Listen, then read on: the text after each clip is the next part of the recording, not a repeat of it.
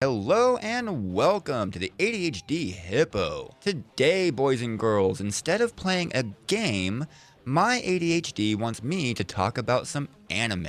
I know there's a lot of crossover between gamers and anime enjoyers, myself being a prime example, so I'm hoping you guys will enjoy this too. I'm going to break it into sections and try to rein in my ADHD to talk about a single thing for an extended period of time. Wish me luck. And without further ado, let's talk about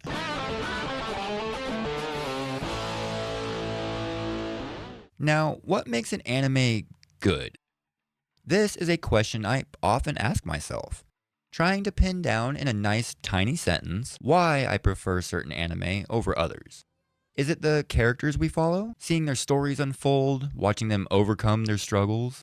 Is it the villain, cold, calculating, and world-destroyingly powerful?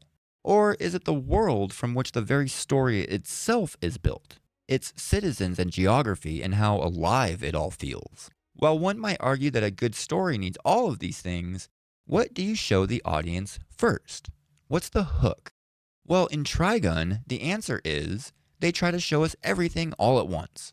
And of course, we only see glimpses, shadows of the whole, just enough to draw us into this world.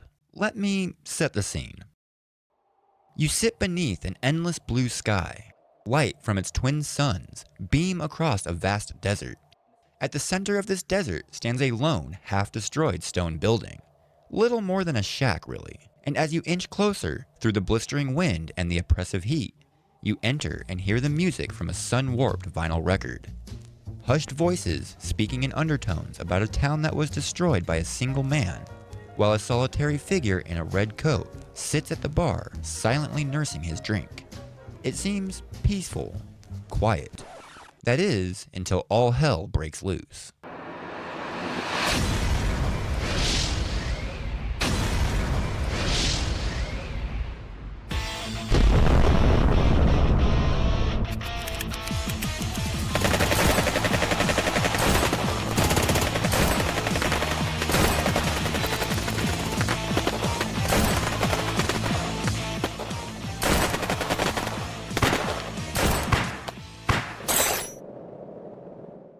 These are the first few seconds of the first episode. Before we even see the title screen, we, as the audience, are shown what it's like living in this world, and the hardships its people have to endure. The sweltering heat of two suns, the flat arid desert stretching an unfathomable distance into the horizon, the single shack amid the sands to offer any respite to travelers, and how easily such respite could be stripped away by seemingly random acts of violence. It's a gripping opener, and one that introduces a big driving force in the story, almost without us realizing it. I'm speaking, of course, of the $60 billion double-dollar bounty on the head of a man known to us as Vash the Stampede. And if you don't mind me going a little off here, Vash's bounty makes me think of One Piece's bounty system. Probably just because I've been watching a lot of One Piece lately. Actually, I've been watching a lot of different anime lately. And you know what? If you guys actually like this kind of thing, I want to start talking about anime more regularly, as well as my gaming stuff. So if you guys are enjoying this, please leave a like and join in the conversation. Let me know that you're into this. And since I'm doing the whole thing, you could subscribe while you're down there. Anyway, Vash's bounty reminds me of One Piece's bounty system, except for the fact that Vash's bounty doesn't increase every time he sneezes. Nor does he view it as a mark of distinction. On the contrary, Vash's excessive bounty is very earned and he is driven by guilt. Even though what happened wasn't exactly his fault, but that's for a different video. Also opposite One Piece, bounty hunters are a very real threat in this world and they are constantly trying to kill him. For the bounty, sure, but also as revenge for what he's done. Character introductions are handled with no less care than the world they occupy. Our main protagonist Vash, for example, is a man with the devil's luck, surviving a hail of bullets that destroy the shack to its foundation, leaving him without a scratch because of a sign that serendipitously fell into place, and only as he stands confidently to engage the enemy. Likewise, our female leads, Meryl and Millie, are introduced to us in a similar manner, although not so fantastically. As they walk through what could be politely described as a shithole bar, their eyes scanning the gathered men, their pace is brisk and purposeful, and when the bartender asks what they'll have.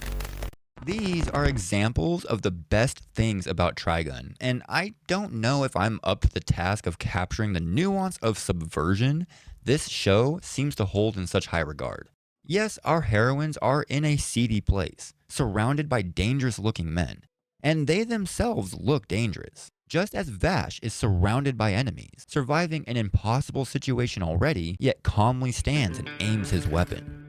The subversion happens when Meryl and Millie answer the bartender, ordering a banana sundae and tea and biscuits. And for some reason I laugh every time at this. With how dangerous they seemed, it's like James Bond ordering milk. The other people in the bar, however, don't find it as funny as I do, breaking the fourth wall for a second, calling out the gag, and then threatening the women with things that I will not speak of here. And to this day, I don't really understand why these guys got so angry, but it does set up a double subversion. Likewise for Vash, when he realizes he has no ammo, he makes this ridiculous face and runs away, both breaking our expectations of the anime badass. But these are just the first layer of subversion, showing something we, as anime watchers, expect to be an amazing action-packed scene just for the scenario to seemingly devolve into ridiculous antics. The second layer of subversion comes after the man threatens Millie, only to have her gun strap break and her enormous gun falls and crushes a table, and then to have her casually pick it up one-handed and just sling it over her shoulder, showing us that our initial thought of these women being dangerous may not have been too far off. The second subversion with Vash happens after he runs away, after realizing that he doesn't have any ammo in his gun. And although he ran away in a silly manner, he ends up taking out 2 bounty hunters without firing a shot, even casually disarming one and then knocking him out all politely. Which leads us to question, who is Vash the Stampede? He speaks kindly, eats a whole box of donuts with a goofy grin, and then mops the floor with 2 bounty hunters without killing anyone, saving 2 hostages. However, what we've been told in-world is he is a dangerous man, capable of leveling cities and killing thousands. Who is he? How will his story unfold? And what forces surround this man's destiny? What makes an anime good? Well, to once again try to fit it into a nice, tiny sentence, it's the questions, the need for further knowledge. And that need for knowledge is what gets me hooked. And Trigun did a damn good job of hooking me right off the bat. But what do you guys think? Do you like Trigun? What do you guys think makes a good anime? Or just story in general? Let me know down in the comments. I have more ideas of other anime I want to talk about, namely One Piece. So I hope you guys really liked the way I did this, and will continue to support these and my other videos. And with that being said, boys and girls, don't have a good day. Have a great one, and I hope to see you next time. Goodbye.